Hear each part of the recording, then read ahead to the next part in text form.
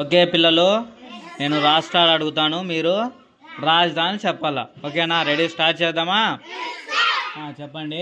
Andhra Pradesh, Arunachal Pradesh, Assam, Bihar, Chhattisgarh, Goa, Gujarat, Himachal Pradesh, Jharkhand, Karnataka, Kerala, Madhya Pradesh, Maharashtra, Manipur, Meghalaya, Mizoram, Nagaland, Odisha, Punjab, Rajasthan, Sikkim, Tamil Nadu,